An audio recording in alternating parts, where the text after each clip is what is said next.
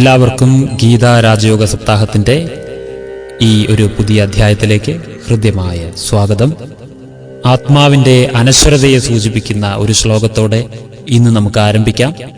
ഗീതയിലെ 2-ാം അധ്യായത്തിലെ 21-ാം ശ്ലോകമാണ്. വേദവിനാശിനം നിത്യം യനമജമവ്യയം കഥം സ പുരുഷഃ പാർത്ഥ കം ഘാതയതി ഹന്തികം. ആത്മാവിന് നാശമോ ക്ഷയമോ സംഭവിക്കില്ല എന്ന് മനസ്സിലാക്കുന്ന ഒരു വ്യക്തി ആരെയും കൊല്ലാനോ കൊലയ്ക്ക് പ്രേരിപ്പിക്കുവാനോ ശ്രമിക്കില്ല എന്നാണ് ഈ ശ്ലോകത്തിലൂടെ പറയുന്നത്. പിന്നെ ഭഗവാൻ പ്രേരിപ്പിക്കുവോ? ഇല്ലല്ലോ. അപ്പോൾ ആത്മാവിനെ കൊല്ലാൻ കഴിയില്ല, ആത്മാവിനെ നശിപ്പിക്കാൻ കഴിയില്ല.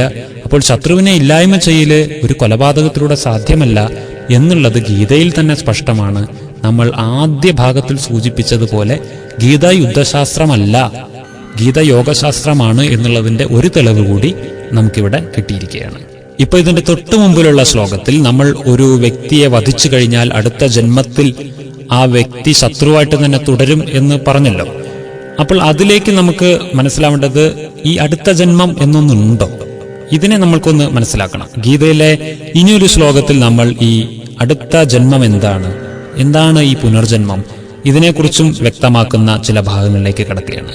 ഗീതയിലെ 2-ാം അധ്യായത്തിലെ 20-ാം ശ്ലോകം. ന ജായതേ മ്രിയതേ വാ കദാചിത് നായം ഭൂത്വാ ഭവിതാ വാ ന ഭൂയഃ അജോ നിത്യഃ ശാശ്വതോ അയം പുരാണോ ന ഹന്യതേ ഹന്യമാനേ ശരീരേ. ന ജായതേ മ്രിയതേ വാ കദാചിത് നായം ഭൂത്വാ ഭവിതാ വാ ന ഭൂയ എന്ന് വെച്ചാൽ ആത്മാവിന് ജനനമോ മരണമോ ഒന്നുമില്ല. ന ജായതേ മ്രിയതേ, ജനിക്കുന്നുമില്ല മരിക്കുന്നുമില്ല. നായം ഭൂത്വാ ഭവിതാ വാ ന ഭൂയ, ഒരിക്കലും ഉള്ള ഒരാത്മാവ് പിന്നീട് ഇല്ലാതെയാവുകയോ ഈ ബ്രഹ്മാണ്ടത്തിൽ ഇല്ലാത്തൊരാത്മാവ് പുതിയതായി ഉണ്ടാവുകയോ ചെയ്യുന്നില്ല. ആത്മാക്കൾ എന്നും ഒരളവിനുണ്ട്. ആ ആത്മാക്കൾ തന്നെയാണ് വന്നും പോയിക്കൊണ്ടൊക്കെ ഇരിക്കുന്നത്. ഇത് പുതിയതായി നിർമ്മിക്കുവാനൊന്നും പറ്റാത്ത ഒരു ഊർജമാണ് എന്നതാണ് ഇതിൽ പറയുന്നത്. അജോ നിത്യ ശാശ്വതോ. അജൻ എന്നാൽ ജനിക്കാത്തവൻ. ആത്മാവല്ല ജനിക്കുന്നത്, ശരീരമാണ് ജനിക്കുന്നത്. പറഞ്ഞു തരാം അതിനെക്കുറിച്ച്. ആത്മാവല്ല ജനിക്കുന്നത്, ശരീരമാണ് ജനിക്കുന്നത്. നിത്യൻ, സ്ഥിരമായിട്ടുള്ള ആള്, എന്നുമുള്ള ആള്. ശാശ്വതൻ, നശിക്കാത്ത ശക്തി. പുരാണോ എന്ന് വെച്ചാൽ പ്രാചീനമായിട്ടുള്ളത്. അത് ഇന്നോ ഇന്നലെയൊന്നും ഉണ്ടായതൊന്നുമല്ല. നമ്മളിപ്പോൾ 20 വയസ്സുള്ള ഒരാളാണെങ്കിൽ നമ്മൾ 20 വർഷം പഴക്കമുള്ള ആത്മാവല്ല. 60 വയസ്സുള്ള ആളാണെങ്കിൽ 60 വർഷം പഴക്കമുള്ള ആളല്ല. നമ്മളെല്ലാം പുരാണോ ആണ്, പ്രാചീന കാലം മുതലുള്ളവരാണ്, വളരെ പഴക്കം ചെന്ന ആത്മാക്കളാണെന്നാണ് പറയുന്നത് ഭഗവാൻ. അപ്പൊ ഇതിൽ പറഞ്ഞു അജൻ എന്ന്, ജനിക്കുന്നില്ല എന്ന്. ആത്മാവ് ജനിക്കുന്നില്ല, വാസ്തവം തന്നെയാണ്. ശരീരമാണ് ജനിക്കുന്നത്, ശരീരമാണ് മരിക്കുന്നത്. അഥവാ ആത്മാവ് ജനിക്കുന്നുണ്ടെങ്കിൽ ആത്മാവ് മരിക്കും. ആത്മാവ് ശരീരത്തെ സ്വീകരിച്ചതോടുകൂടി ശരീരം അങ്ങോട്ട് ആത്മാവിനെയും കൊണ്ട് ജനിക്കുകയാണ്. ആത്മാവ് ശരീരത്തിൽ പ്രവേശിച്ചപ്പോൾ ശരീരം ജന്മമെടുത്തു. അതോടുകൂടെ നമ്മൾ ആ ശരീരത്തിൽ ഇരുന്നു കൊണ്ട് നമ്മുടെ യാത്ര തുടങ്ങുകയാണ്. പിന്നെ ഈ ആത്മാവിന് ശരീരത്തെ ഉപയോഗിക്കാൻ പറ്റാതെയാവുന്ന ഒരു സമയം വരുമ്പോൾ ആത്മാവ് ശരീരത്തിൽ നിന്ന് വേർപെടും. എന്നിട്ട് ആത്മാവ് അടുത്ത ഒരു ശരീരത്തിലേക്ക്, അതിൽ പ്രവേശിക്കുന്നതോടുകൂടി അവിടെ ജനിക്കും. ആത്മാവ് ഇങ്ങനെ സ്ഥിരമാണ്. അത് ജനിച്ചിട്ടുമില്ല, അത് മരിക്കുന്നുമില്ല. ഇത് ഓരോ ശരീരത്തിൽ പ്രവേശിക്കുമ്പോഴും ഇറങ്ങുമ്പോഴും പറ്റുന്ന ഓരോ സംഭവങ്ങളാണ് ജനനവും മരണവും. ഇത് ശരീരത്തിനെ സ്വീകരിക്കുന്നതും ശരീരത്തെ ത്യജിക്കുന്നതുമായിട്ടുള്ള പ്രതിഭാസങ്ങളെ കാണിക്കുന്നത്. ആത്മാവ് മാതൃഗർഭത്തിൽ ഏകദേശം 16 ആഴ്ച പിന്നിട്ട ഒരു ഭ്രൂണത്തിലേക്കാണ് വന്ന് പ്രവേശിക്കുന്നത്. അപ്പോൾ മുതലാണ് അതൊരു വ്യക്തിയായി മാറുന്നത്, വ്യക്തിയായിട്ട് വളരാൻ തുടങ്ങുകയാണ്. അതുവരെ അതൊരു അമ്മയുടെ ശരീരത്തിന്റെ ഒരു അംശമാണ്. പിന്നെ ഒരു വ്യക്തിയായി മാറുന്നു, അത് ഭൂമിയിലേക്ക് പിറക്കുന്നു. ഇങ്ങനെയാണ് സംഭവിക്കുന്നത്. അപ്പോൾ അച്ഛന്റെയും അമ്മയുടെയും ശരീര അംശങ്ങൾ കൂടിച്ചേർന്നുണ്ടായ ഒരു മാംസപിണ്ഡത്തിൽ നിന്ന് ഉടലെടുത്ത ശരീരം എന്ന വസ്തുവും പിന്നെ സ്വതന്ത്രമായ ഒരു ആത്മാവും അതിനകത്ത് ചേർന്നപ്പോഴാണ് നമ്മൾ വ്യക്തികളായത്.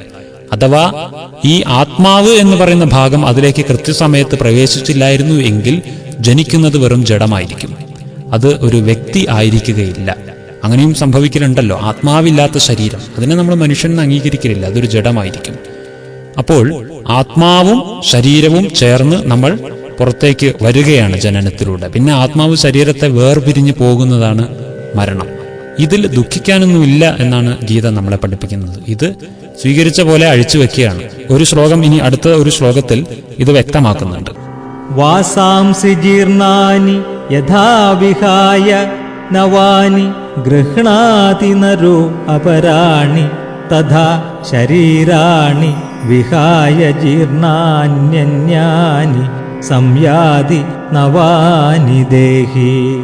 അതായത് ഒരു പഴയ വസ്ത്രം, കീറി പറഞ്ഞ ഒരു വസ്ത്രം ഉപേക്ഷിച്ചിട്ട് വേണം പുതിയൊരു വസ്ത്രം നമുക്ക് ധരിക്കാൻ. അതിന്റെ മേലെ ഒരു പുതിയ വസ്ത്രം ധരിക്കുന്നതിൽ അർത്ഥമില്ലല്ലോ. ഒരു പുതിയ വസ്ത്രം ധരിക്കണമെങ്കിൽ നമ്മുടെ പഴയ വസ്ത്രം നമ്മൾ ത്യജിക്കണം. ഇത്രയേ ഉള്ളൂ ആത്മാവ് ശരീരത്തെ ത്യജിക്കുന്നത് എന്നാണ് ഈ ശ്ലോകം പറയുന്നത്. ഒരു ശരീരം മറ്റൊന്ന് ധരിക്കുവാൻ വേണ്ടി മാത്രം ആത്മാവ് തന്റെ പഴയ ശരീരത്തെ ത്യജിക്കുകയാണ് ചെയ്യുന്നത്. അഥവാ ത്യജിച്ചത് ഒന്നിനെ ധരിക്കുവാൻ വേണ്ടിയിട്ട് തന്നെയാണ്. അങ്ങനെ ചിന്തിച്ചു നോക്കുകയാണെങ്കിൽ ഇവിടെ ആരെങ്കിലും ഒരു പഴയ വസ്ത്രം മാറ്റി പുതിയ വസ്ത്രം ധരിച്ചതിന്റെ പേരിൽ നമ്മൾ ബഹളമുണ്ടാക്കലുണ്ടോ, കരയിലുണ്ടോ? ഇല്ലേ. സന്തോഷപ്രദമായൊരു കാര്യമല്ലേ. പക്ഷേ ഓരോ ആത്മാക്കളും പുതിയ വസ്ത്രം ധരിക്കാൻ വേണ്ടി പോകുമ്പോൾ നമ്മൾക്കത് സഹിക്കാൻ പറ്റുന്നില്ല. നമുക്ക് അവരോടുള്ള മോഹവും ആകർഷണവും കാരണത്താൽ നമ്മൾ അവരാ പഴയ വസ്ത്രം തന്നെ ഉപയോഗിച്ചാൽ മതി എന്ന് ഷാഢ്യം പിടിച്ചുകൊണ്ട് കരയുന്നു, അല്ലേ? ഈശ്വരൻ പറയുന്നത് ഇത് ഒരു വസ്ത്രം മാറലാണ്. ഇതിനെ നമ്മൾ അനുവദിച്ചു കൊടുക്കണം. ഇത് പ്രപഞ്ചത്തിൽ നടക്കേണ്ടതാ. ഒരു ജീർണിച്ച വസ്ത്രത്തിൽ നിന്ന് മറ്റൊരു വസ്ത്രത്തിലേക്ക് ആത്മാവ് പ്രവേശിക്കുക എന്നുള്ളത് പ്രപഞ്ചത്തിൽ നടക്കേണ്ടതാണ്. ഇതിൽ കുറച്ചുകൂടി നമ്മളൊന്ന് വിശാലമായി ചിന്തിക്കണം. നോക്കൂ, നമ്മളിവിടെ നമ്മുടെ അപ്പൂപ്പനോ അമ്മൂമ്മയോ ആരാകട്ടെ ഒരാൾ ഇവിടെ ദേഹവിയോഗത്തിനായി കിടക്കുകയാണ്. ഈ ആത്മാവ് ഇവിടെ നിന്ന് ഇറങ്ങിയിട്ട് പറഞ്ഞില്ലേ, 16 ആഴ്ച എത്തി നിൽക്കുന്ന ഒരടുത്ത വസ്ത്രം അവിടെ തയ്യാറായി നിൽക്കുക. ഇത് ഇവിടെ നിന്ന് ഇറങ്ങിയിട്ട് അവിടെ പോയി പ്രവേശിച്ചിട്ട് വേണം അവിടെ പുതിയൊരു ജന്മം ഉണ്ടാകാൻ. അതിനെ പ്രതീക്ഷിച്ചിട്ട് അവിടെ ഒരു കുടുംബം കാത്തിരിക്കുകയാണ്. കൃത്യസമയത്ത് ഈ ആത്മാവ് ഇവിടെ നിന്നിറങ്ങി അവിടെ പോയി പ്രവേശിച്ചില്ലെങ്കിൽ അവിടെ ഒരു വലിയ ദുഃഖം സംഭവിക്കും. അപ്പൊ ഇതൊക്കെ നമ്മളൊന്ന് വിശാലമായി ചിന്തിച്ചു കഴിഞ്ഞാൽ ആത്മാവ് തന്റെ കർത്തവ്യം പൂർത്തീകരിച്ച് ഒരിടത്തുനിന്ന് മറ്റൊരിടത്തേക്ക് യാത്രയാകുമ്പോൾ നമ്മൾ അവർക്ക് ശുഭമായ യാത്രയയപ്പ്, പ്രാർത്ഥനാ നിർഭരമായ യാത്രയയപ്പാണ് കൊടുക്കേണ്ടത്. അവരെ ത്രിശങ്കു സ്വർഗത്തിൽ പെടുത്തുന്ന പോലെ പിടിച്ചു വലിക്കുന്ന രീതിയിൽ നമ്മൾ ബഹളമുണ്ടാക്കുകയല്ല ചെയ്യേണ്ടത്. അതല്ല നമ്മുടെ ധർമ്മം. ഇതും നമ്മൾ ഈ ഒരു ശ്ലോകത്തിൽ നിന്ന് മനസ്സിലാക്കണം. ഇനി അടുത്ത ഒരു ശ്ലോകത്തിൽ ആത്മാവിനെ ഒരിക്കലും നശിപ്പിക്കാൻ പറ്റില്ല എന്നുള്ളതിനെ കുറച്ചുകൂടി നമുക്ക് ക്ലാരിറ്റി ഉണ്ടാക്കി തരികയാണ് ചെയ്യുന്നത്. ഗീതയിലെ 2-ാം അധ്യായത്തിലെ 23-ാം ശ്ലോകം. നൈനം ചിന്തന്തി ശസ്ത്രാണി നൈനം ദഹതി പാവകഃ ന ചൈനം ക്ലേദയന്ത്യാപോ ന ശോഷയതി മാരുതഃ. നൈനം ചിന്തന്തി ശസ്ത്രാണി നൈനം ദഹതി പാവകഃ എന്ന് തുടങ്ങുന്ന ഈ ശ്ലോകത്തിൽ അസ്ത്രശസ്ത്രങ്ങൾ കൊണ്ട് ആത്മാവിനെ ഖണ്ഡിക്കാൻ പറ്റില്ല എന്ന് വ്യക്തമാക്കുന്നു. യാതൊരു അസ്ത്രങ്ങൾക്കും ആത്മാവിനെ മുറിക്കാൻ പറ്റില്ല, രണ്ടാക്കാൻ മാത്രമുള്ള ഒരു വലിപ്പം പോലും ഇല്ല ആത്മാവിന്. അത് മനസ്സിലാക്കണം. ഏറ്റവും സൂക്ഷ്മമായ രൂപത്തിലാണ് സ്ഥിതി ചെയ്യുന്നത്. അതുകൊണ്ട് അതിനെ രണ്ടാക്കാൻ പറ്റില്ല. പിന്നെ അതിനെ അഗ്നിക്കിട്ട് കരിച്ചു കളയാൻ പറ്റില്ല. നൈനം ദഹന്തി പാവക. അഗ്നിക്ക് അതിനെ ദഹിപ്പിക്കാനുള്ള കഴിവില്ല. പിന്നെ വായുവിന് അതിനെ ഉണക്കി ശോഷിപ്പിക്കാനുള്ള കഴിവോ അല്ലെങ്കിൽ ജലത്തിന് അതിനെ കുതിർത്ത് കളയാനുള്ള കഴിവോ ഇല്ല. യാതൊരു ഭൂതങ്ങളിലും പഞ്ചഭൂതങ്ങളിലെ ഒന്നിനും ആത്മാവിനെ സ്പർശിക്കുവാനുള്ള കഴിവില്ല എന്നാണ് പറയുന്നത്. കാരണം ആത്മാവിന് ഈ പഞ്ചഭൂതങ്ങളായിട്ട് നേരിട്ടൊരു സ്പർശനം കിട്ടില്ല. വെള്ളവും മണ്ണെണ്ണയും മിക്സ് ചെയ്ത് കഴിഞ്ഞാൽ കണ്ടിട്ടില്ല. അത് രണ്ടും തമ്മിൽ എത്ര നമ്മളിട്ട് മിക്സ് ചെയ്താലും അത് പരസ്പരം കലരാതെ ഇരിക്കുന്നത് പോലെ ആത്മാവ് പ്രകൃതിയുടെ യാതൊരു പഞ്ചഭൂത പ്രഭാവങ്ങളിലും ഒന്നും സംഭവിക്കില്ല.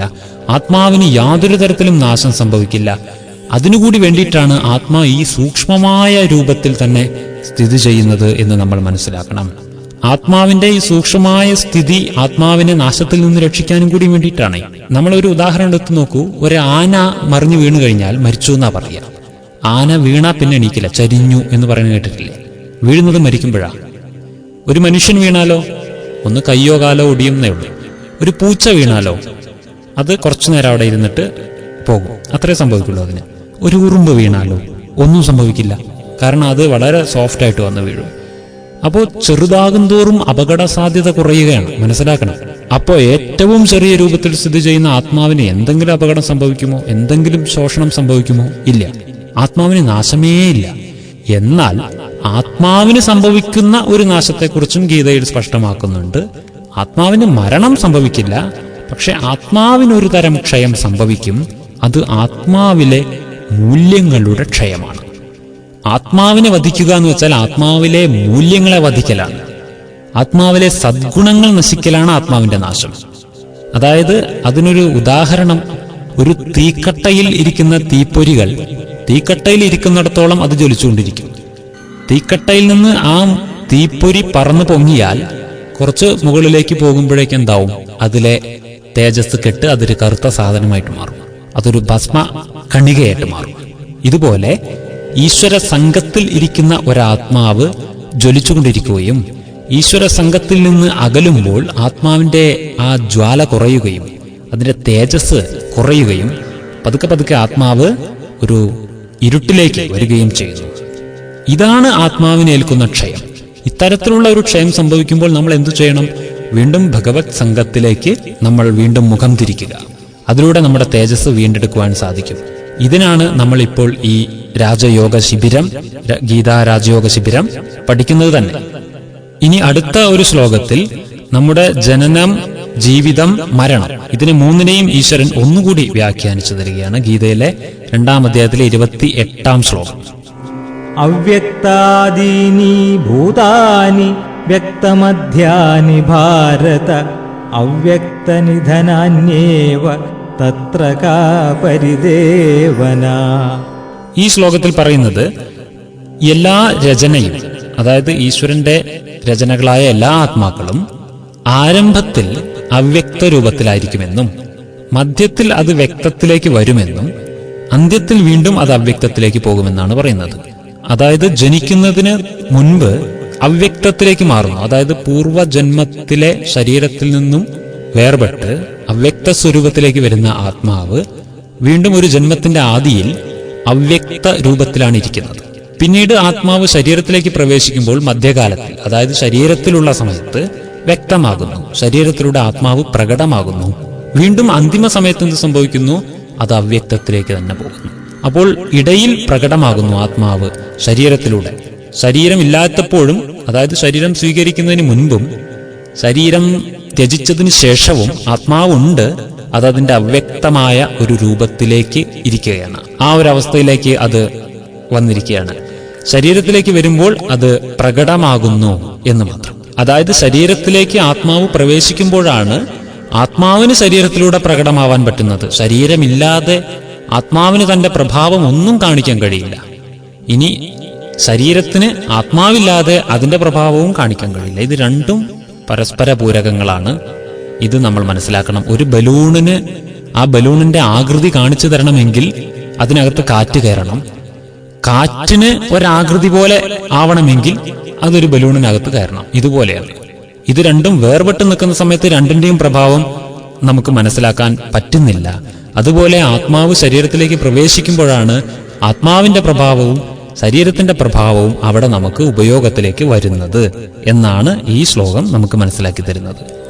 ആശ്ചര്യവത് പശ്യതി കശ്ചിദേനമാശ്ചര്യവത് വദതി തഥൈവ ചാന്യ ആശ്ചര്യവച്ചൈനമന്യഃ ശൃണോതി ശ്രുത്വാപ്യേനം വേദ ന ചൈവ കശ്ചിത്. ഗീതയിലെ 2-ാം അധ്യായത്തിലെ 29-ാം ശ്ലോകമാണ് ഇപ്പോൾ നമ്മൾ കേട്ടത്. ആശ്ചര്യവത് പശ്യതി കശ്ചിദേനം എന്ന് തുടങ്ങുന്ന ശ്ലോകം. ഇതിൽ ആത്മാവിനെ കുറിച്ച് ഓരോരുത്തരും ഏത് മനോഭാവത്തോടുകൂടി നോക്കിക്കാണുന്നു എന്നുള്ളതാണ് ഈ ശ്ലോകത്തിൽ സൂചിപ്പിക്കുന്നത്. അതായത് ഓരോ തരം മനുഷ്യരും ഈ ആത്മജ്ഞാനം കേൾക്കുമ്പോഴേ അവരുടെ മനോഭാവം അതിനോട് പലതരത്തിലായിരിക്കും. ഈ ശ്ലോകത്തിൽ പറയുന്നത് ചിലർക്ക് ആത്മാവ് അതിശയിപ്പിക്കുന്ന ഒന്നായിട്ട് തോന്നും. അതായത് ഈ ആത്മജ്ഞാനമൊക്കെ കേൾക്കുമ്പോൾ വളരെ നല്ലൊരു ആത്മഹർഷമുണ്ടാകും. ആഹാ, എനിക്ക് എത്ര നല്ല ഒരു അറിവാണ് ലഭിച്ചുകൊണ്ടിരിക്കുന്നത് എന്നുള്ള ഒരു തോന്നലിൽ അവർ അതിശയിക്കും. മറ്റു ചിലർ ഇത് ആശ്ചര്യകരമായി വർണ്ണിച്ചുകൊണ്ടിരിക്കും. അതായത് അവർക്ക് അറിയില്ല, പക്ഷെ അവരുടേതായ ഒരു ആശ്ചര്യത്തിൽ അതിനെ വർണ്ണിച്ചുകൊണ്ടേയിരിക്കും. മറ്റു ചിലർ ഇത് കേട്ടിട്ട് ആശ്ചര്യപ്പെടും, മനസ്സിലാക്കുകയൊന്നുമില്ല. ഇങ്ങനെയൊക്കെ ഉണ്ടോ, എന്നുള്ള രീതിയിൽ ആശ്ചര്യപ്പെടുന്ന അർത്ഥം.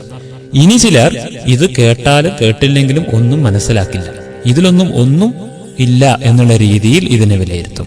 ഇങ്ങനെ പലതരത്തിൽ ആത്മജ്ഞാനത്തെ ഓരോരുത്തരും വിലയിരുത്തുന്നു എന്നുള്ളതാണ് ഈ ശ്ലോകത്തിലൂടെ മനസ്സിലാക്കുന്നത്.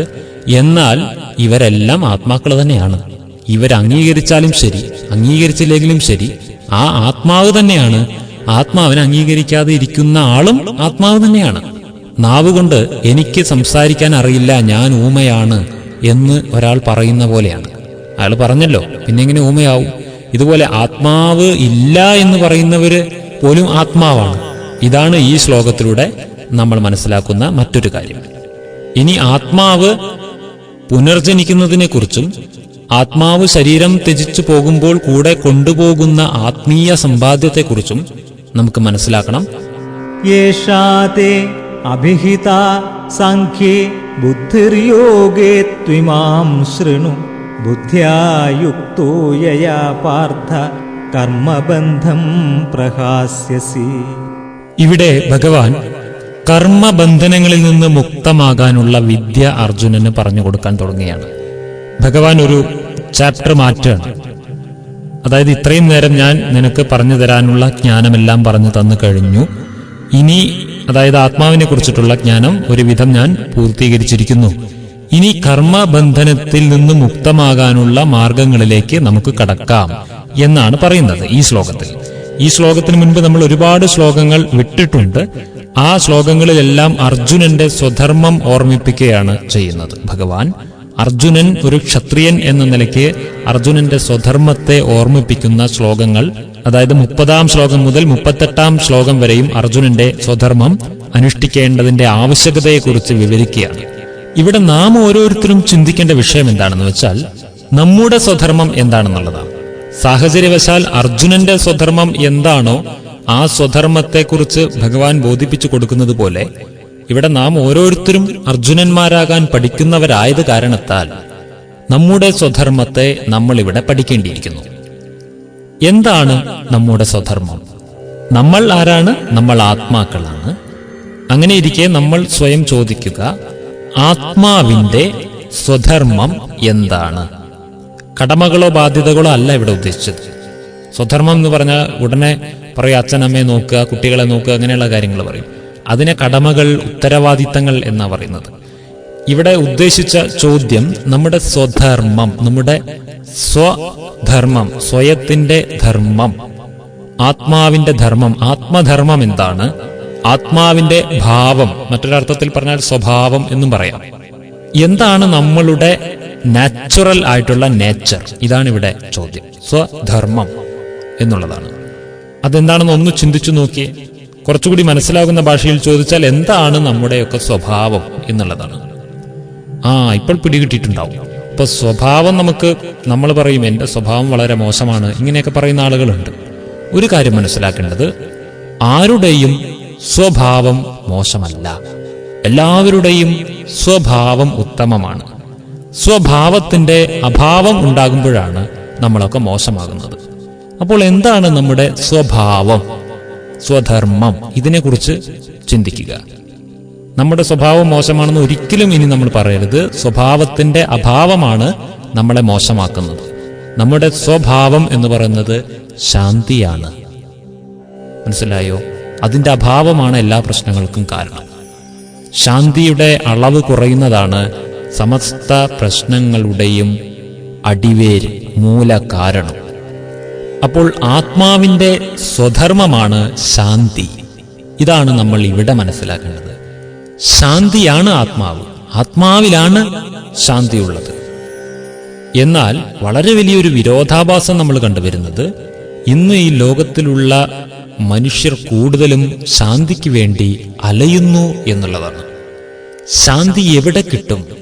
ഇത് തേടി അലയുന്നു. ഭക്തരാകട്ടെ, അവരും തേടി അലയുകയാണ്. കൈലാസം മുതൽ കന്യാകുമാരി വരെ അലയുന്നു. ശാന്തി കിട്ടുന്നൊരിടമുണ്ടോ എന്ന് തേടി അലയുകയാണ്. എന്നിട്ട് കിട്ടിയോ? കിട്ടിയിട്ടില്ല താനും. കിട്ടിയ പിന്നെ കിട്ടിയ സ്ഥലത്ത് പോയാൽ മതിയല്ലോ. ഇത് എല്ലായിടത്തും വീണ്ടും വീണ്ടും കറങ്ങി അടിച്ചുകൊണ്ടിരിക്കുകയാണ്. ഓരോരുത്തരിങ്ങനെ ചുറ്റിക്കൊണ്ടിരിക്കുകയാണ്. ഇതെന്തുകൊണ്ടാണ് ചെയ്യുന്നത്? എവിടെ നിന്നും കിട്ടുന്നില്ല എന്നുള്ളതാണ്. ഒരല്പസമയത്ത് അനുഭൂതികൾ പല സ്ഥലങ്ങളിൽ നിന്നുണ്ടാകുന്നു എന്നല്ലാതെ ഒരു ശാശ്വതമായ ശാന്തിയിലേക്കുള്ള കവാടം ഇവർക്ക് എവിടെ നിന്നും തുറന്നു കിട്ടുന്നില്ല. അതുകൊണ്ടാണ് ഇങ്ങനെ സംഭവിക്കുന്നത്. ശാന്തിയെ നമ്മൾ എത്രയധികം പുറത്ത് അന്വേഷിക്കുന്നുവോ അത്രയധികം നമ്മൾ ശാന്തിയിൽ നിന്നും അകലുന്നുമുണ്ട് എന്നുള്ള വസ്തുത കൂടെ ഇവിടെ നമ്മൾ ഓർമ്മിക്കണം. കാരണം ശാന്തി നമ്മുടെ തന്നെ സ്വധർമ്മമാണ് എന്ന് നമ്മൾ പഠിച്ചല്ലോ. അപ്പോൾ നമ്മുടെ തന്നെ ഉള്ളിലുള്ള ഒന്നിനെ തിരഞ്ഞ് നമ്മൾ എത്ര കാലം പുറത്തു തിരയുന്നോ അത്രയും കാലം നമ്മൾ അതിൽ നിന്ന് അകലുകയല്ലേ. നമ്മുടെ വീട്ടിലൊരു സാധനം നമ്മൾ മറന്നുവെച്ച് അത് തെരഞ്ഞ് നമ്മൾ നാട് മുഴുവൻ നടന്നാൽ നമ്മൾ ആ സാധനത്തിൽ നിന്ന് അകന്നു പോവുകയാണ് ചെയ്യുന്നത്. അപ്പോൾ ആത്മാവിലെ ശാന്തിയെ കണ്ടെത്തുവാനുള്ള ആ വ്യഗ്രതയാണ് നമ്മളിവിടെ കാണിക്കേണ്ടത്. സ്വധർമ്മത്തിൽ സ്ഥിതി ചെയ്യാനുള്ള വ്യഗ്രത നമുക്കുണ്ടായിരിക്കണം. ശാന്തിയിൽ സ്ഥിതി ചെയ്യാനുള്ള വ്യഗ്രത, ശാന്തമായിട്ട് ഇരിക്കാനുള്ള വ്യഗ്രത, ഇത് നമ്മൾ കാണിക്കണം. ആത്മാവിലാണ് ശാന്തിയുള്ളത്. ഇത് നമ്മൾ മനസ്സിലാക്കേണ്ടിയിരിക്കുന്നു. ഈ കസ്തൂരിമാനിനെ പോലെയാണ് ഇപ്പൊ എല്ലാവരും ശാന്തിയും തേടി അലയുകയാണ്. കസ്തൂരിമാൻ അങ്ങനെയാണല്ലോ. കസ്തൂരിമാന്റെ നാഭിയിൽ നിന്നാണ് കസ്തൂരി പുറത്തു വരുന്നത്. പക്ഷെ അതിന്റെ ഗന്ധം തുടങ്ങുമ്പോഴേക്ക് തന്നെ ഇതെവിടെ നിന്നാണ് എന്നറിയാനുള്ള വ്യഗ്രത കൊണ്ട് കാട് മുഴുവൻ അലഞ്ഞ അവസാനം അത് തളർന്നു വീഴും എന്നാണ് പറയുന്നത്. അപ്പോൾ ഇതുപോലെ തൻ്റെ ഉള്ളിൽ നിന്ന് ഉത്ഭവിക്കുന്ന ശാന്തിയെ തിരിച്ചറിയാൻ പലപ്പോഴും നമുക്ക് പറ്റുന്നില്ല. അത് ശാന്തിയുടെ ഉറവ എവിടെ നിന്നാണ് ഉണ്ടാകുന്നതെന്ന് അറിയുന്നില്ല എന്നുള്ളതാണ് വാസ്തവം. ശാന്തി തൻ്റെ ഉള്ളിൽ തന്നെ ഉണ്ടെന്നുള്ളത് മനസ്സിലാക്കുന്നില്ല. ഒരു ചെറിയ കഥ ഓർമ്മ വരികയാണ്. ഒരു കുതിരവണ്ടിയിൽ, മുൻകാലത്ത് കുതിരവണ്ടിയിലാണല്ലോ യാത്രയെല്ലാം. അപ്പോൾ ഒരു 4-5 ജോലിക്കാർ രാവിലെ ജോലിക്ക് പോകുന്ന ആളുകളാണ്. അവരൊരു 4-5 പേര് ഒരു കുതിരവണ്ടിയിൽ സ്ഥിരമായിട്ട് യാത്ര ചെയ്യും. പുലർച്ചെ ഒരു 4-5 മണിക്കൊക്കെയാണ് യാത്ര. ഈ കുതിരവണ്ടി തണുപ്പ് കാരണം മുഴുവനായും മൂടിയ ഒരു അവസ്ഥയിലായിരിക്കും. അതിൽ തണുപ്പൊന്നും കയറാതിരിക്കാൻ വേണ്ടി മൂടിയിട്ടുണ്ടായിരിക്കും. ഇങ്ങനെ യാത്ര ചെയ്തുകൊണ്ടിരിക്കുന്ന ഒരു 4-5 പേരുണ്ടായിരുന്നു. അതിലൊരാൾ ദിവസവും അദ്ദേഹത്തിന്റെ സഞ്ചിയിൽ നിന്ന് ഒരു കുപ്പിയിൽ ഒരു പാനീയമെടുത്ത് കുടിക്കുന്ന ഒരു സ്വഭാവം ഉണ്ടായിരുന്നു. ഈ പാനീയം കുടിക്കുന്നത് മറ്റുള്ളവർ കാണുന്നുണ്ട്. ഇത് കുടിക്കുന്ന സമയത്തുള്ള അത്ഭുതം, അവിടെ ഒരു സുഗന്ധം പരക്കുന്നുള്ളതാണ്. ഒരു ചന്ദനത്തിൻ്റെതായ ഒരു സുഗന്ധം വ്യാപിക്കും ഇദ്ദേഹം ഈ വെള്ളം കുടിക്കുന്ന സമയത്ത്. ഇതെല്ലാവർക്കും ചോദിക്കണം എന്നൊരാഗ്രഹമുണ്ട്. ഇതെന്താണ് ഈ കുടിക്കുന്ന പാനീയം എന്ന് ചോദിക്കണമെന്നുണ്ട്. പക്ഷേ ഒരു മടി കാരണം ചോദിച്ചില്ല. അങ്ങനെ സഹികെട്ട് ഒരാൾ ഒരു ദിവസം ഇതെന്താണെന്നുള്ള അറിയാനുള്ള ആകാംക്ഷ കൊണ്ടേ ഒരാൾ ഒരു ദിവസം ചോദിച്ചു, സുഹൃത്തെ, നിങ്ങൾ കുടിക്കുന്ന ഈ പാനീയം എന്താണെന്നൊന്ന് പറഞ്ഞു തന്നാൽ കൊള്ളാമായിരുന്നു. അദ്ദേഹം പറഞ്ഞു, ഇതെന്ത് പാനീയം? ഇത് സാധാരണ വെള്ളമാണ്, പച്ചവെള്ളമാണ് ഞാൻ കുടിക്കുന്നതെന്ന് പറഞ്ഞു. ഉടനെ ബാക്കിയുള്ളവരെല്ലാവരും കൂടി ചോദിച്ചു, അങ്ങനെയെങ്കിൽ നിങ്ങൾ കുടിക്കുന്ന ഈ സാധനത്തിന് എന്താണ് ഇത്ര മണം എന്ന്. അപ്പോഴാണ് അദ്ദേഹം രഹസ്യം വ്യക്തമാക്കിയത്, അയ്യോ, ഞാൻ കുടിക്കുന്ന വെള്ളത്തിന് മണമൊന്നുമില്ല. ഞാൻ എന്നും നമ്മുടെ വണ്ടി ആ ചന്ദന ഫാക്ടറിയുടെ അവിടെ എത്തുമ്പോഴാണ് ഈ കുപ്പി തുറന്ന് വെള്ളം കുടിക്കുന്നത്. ആ മണം അടിച്ചു തുടങ്ങുമ്പോഴേ എനിക്ക് പോലും ഈ വെള്ളം കുടിക്കണം എന്നുള്ള ഓർമ്മ ഉണ്ടാകുന്നത്. അങ്ങനെ ചെയ്യുന്നത് ഈ അബദ്ധവശാൽ ചന്ദന ഫാക്ടറിയും കുപ്പി തുറക്കലും ഒരുമിച്ചായതുകൊണ്ട് തെറ്റിദ്ധരിക്കപ്പെട്ടു ഈ മണമുണ്ടാകുന്നത് കുപ്പിക്കകത്ത് നിന്നാണെന്ന്. ഇതുപോലെ ചില സാഹചര്യവശാൽ നമ്മൾ ചില സ്ഥലങ്ങളിൽ നിന്ന് ശാന്തി അനുഭവിച്ചിട്ടുണ്ടായിരിക്കാം. അപ്പോൾ നമ്മൾ തെറ്റിദ്ധരിക്കുന്നു ശാന്തി അവിടെയാണ് ഇരിക്കുന്നത്, ശാന്തി കിട്ടണമെങ്കിൽ ഇനി അവിടെ പോയേ തീരൂ എന്ന് തെറ്റിദ്ധരിക്കുന്നവരുമുണ്ട്. ശാന്തി എവിടെന്നുമല്ല കിട്ടുന്നത്. സത്യമാണ്, ചില സാഹചര്യങ്ങൾ നമ്മൾക്ക് ശാന്തി അനുഭവിക്കുവാനുള്ള സാധ്യതകൾ ഉണ്ടാക്കിത്തരുന്നു. പക്ഷേ സാധ്യതകളെല്ലാം ഉണ്ടാക്കിയാൽ പോലും നമ്മൾക്ക് ശാന്തി അനുഭവിക്കണമെങ്കിൽ നമ്മൾ തന്നെ തീരുമാനിക്കണം. പല തീർത്ഥാടന കേന്ദ്രങ്ങളും പല ആശ്രമങ്ങളും ക്ഷേത്രങ്ങളും എല്ലാം ശാന്തി അനുഭവിക്കുന്ന സ്ഥലങ്ങളായിട്ട് നമ്മൾ കണക്കാക്കുന്നുണ്ട്. വാസ്തവം തന്നെയാണ്. പക്ഷെ അവിടെ പോകുമ്പോൾ എവിടെ നിന്ന് നമുക്ക് ശാന്തി കിട്ടുന്നു എന്നുള്ളത് നമ്മൾ അറിയണം. അവിടെ നിന്ന് കിട്ടുന്ന ഒന്നല്ല അത്. അവിടെ പോയത് കൊണ്ട് എനിക്കെങ്ങനെ കിട്ടി? ഇനി ഈ തീർത്ഥാടന കേന്ദ്രങ്ങളിൽ തന്നെ കച്ചവടം ചെയ്യുന്നവരും അവിടെ സെക്യൂരിറ്റി ജോലി ചെയ്യുന്ന പോലീസുകാരും ഒക്കെ ഉണ്ട്. അവർക്കൊന്നും നമ്മളീ പറയുന്ന പോലെയുള്ള ശാന്തിയൊന്നും അവർക്ക് കാണുന്നുണ്ടാവില്ല. അവർ വളരെയധികം ടെൻഷനിലായിരിക്കും. അപ്പൊ ശാന്തി തേടി നമ്മൾ അവിടെ പോകുമ്പോൾ നമുക്ക് ശാന്തി കിട്ടുന്നുണ്ട്. അവിടെ തന്നെ 24 മണിക്കൂറും ചെലവഴിക്കുന്ന അവർക്കൊരു തുള്ളി പോലും ശാന്തി കാണുന്നില്ല അവരുടെ മുഖത്ത്.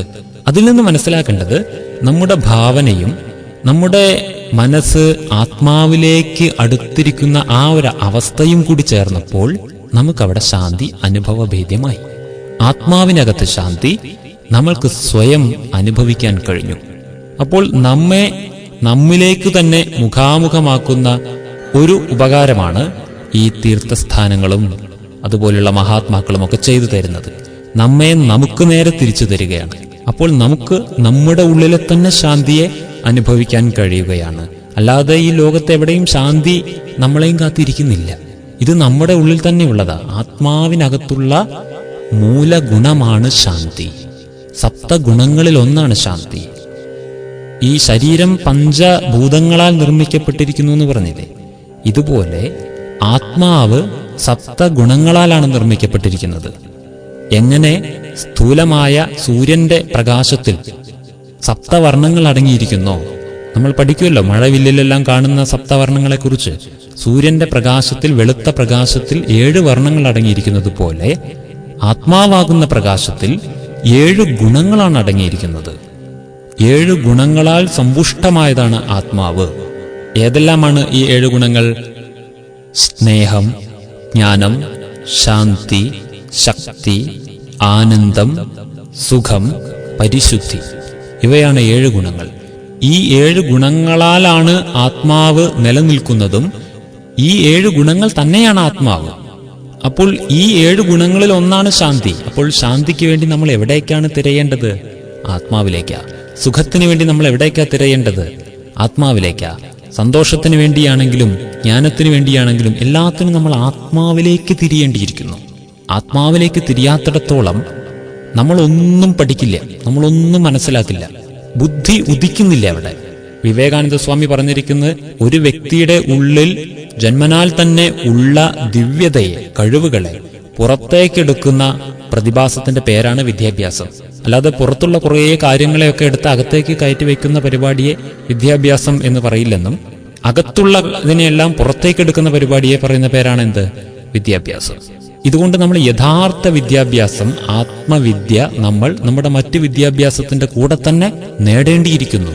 വിവേകാനന്ദ സ്വാമി പറഞ്ഞിരിക്കുന്നത്, നമുക്ക് എഡ്യൂക്കേറ്റഡ് ആയിട്ടുള്ളവരെ റീ എഡ്യൂക്കേഷൻ നടത്തേണ്ടതായിട്ടുണ്ട്. പഠിച്ചവരെ വീണ്ടും പഠിപ്പിക്കണം എന്നാണ് പറഞ്ഞിരിക്കുന്നത്. കാരണം ഈ പഠിച്ചവരൊന്നും ഇത് പഠിച്ചിട്ടില്ലേ. ജീവിക്കാനുള്ള വക ഉണ്ടാക്കാനുള്ള എന്തൊക്കെയോ പഠിച്ചു എന്നല്ലാതെ ജീവിക്കുന്നത് എങ്ങനെയാണെന്ന് പഠിച്ചിട്ടില്ല.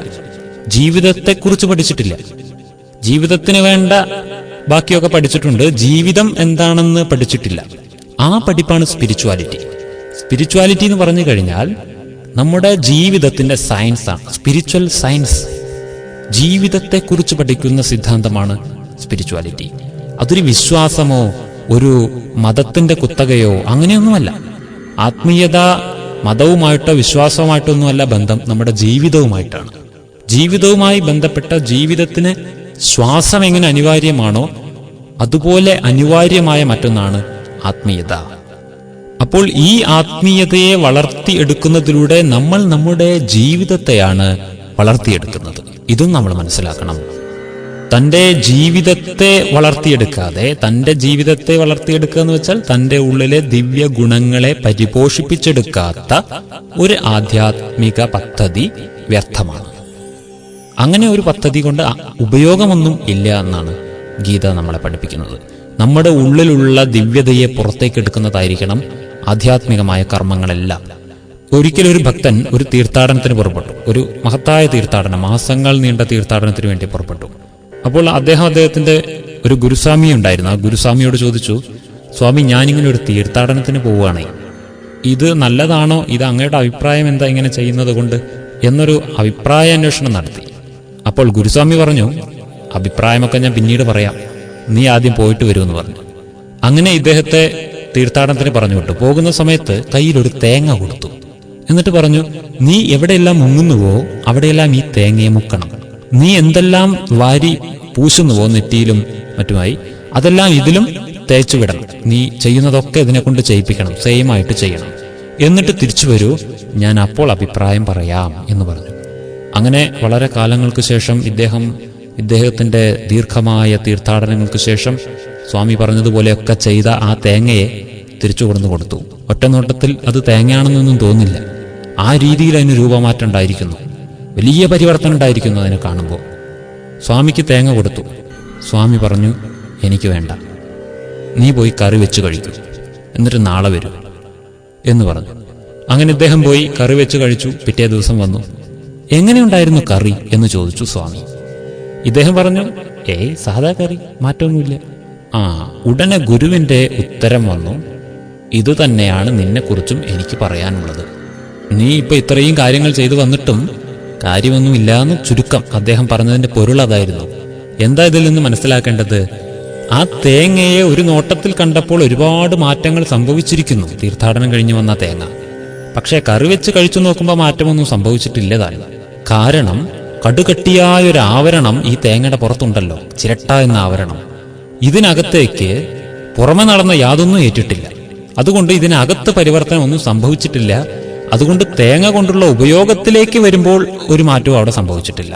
കാണാൻ വേണ്ടി മാത്രം കുറെ മാറ്റങ്ങൾ സംഭവിച്ചിരിക്കുന്നു.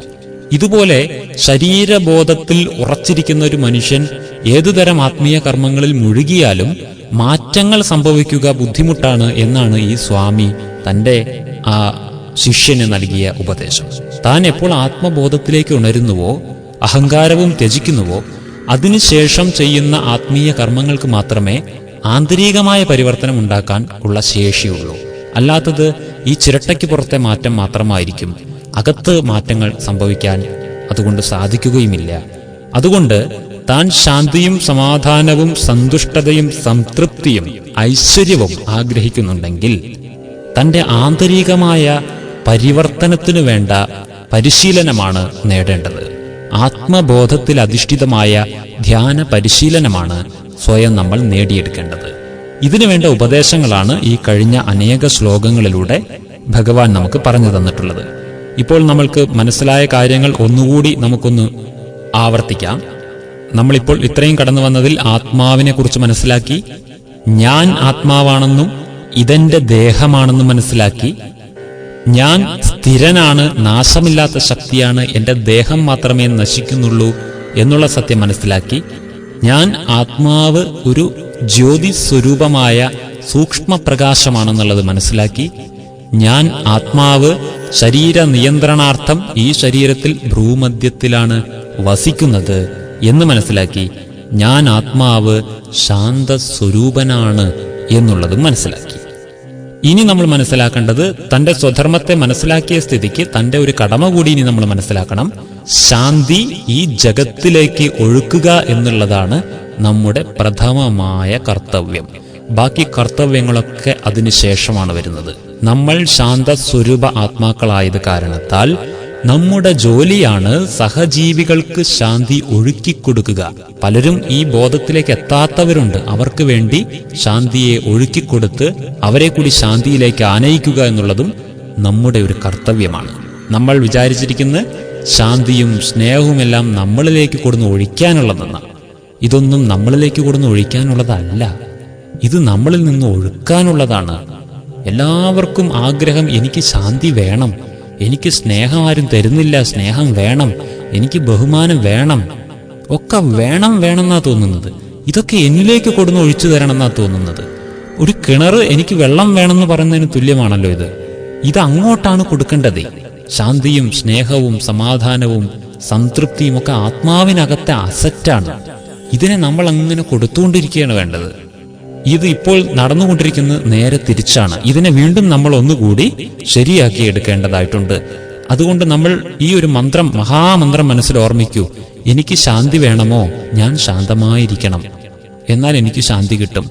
എനിക്ക് ബഹുമാനം വേണമോ? ഞാൻ ബഹുമാനിച്ചുകൊണ്ടിരിക്കണം, എന്നാലേ എനിക്ക് ബഹുമാനം കിട്ടൂ. എനിക്ക് സ്നേഹം വേണമോ?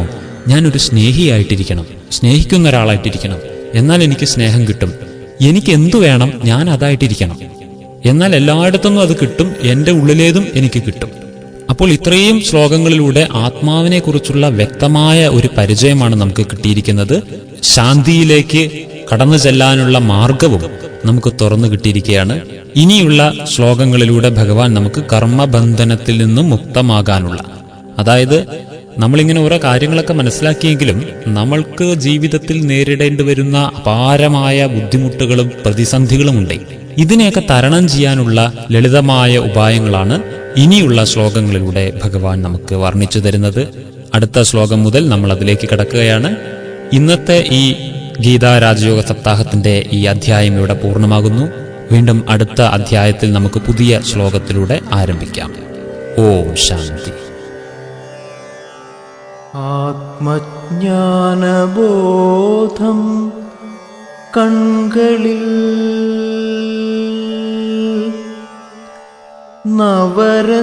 നവരത്നശോഭതൻ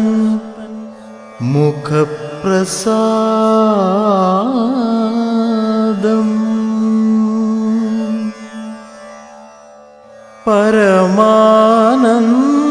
പരമാനന്ദഭാവം നയനയുക്തം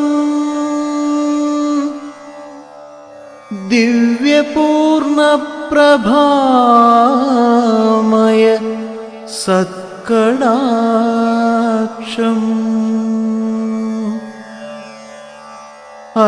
അഷ്ടാധിപത്യ പ്രസരണപ്രകാശം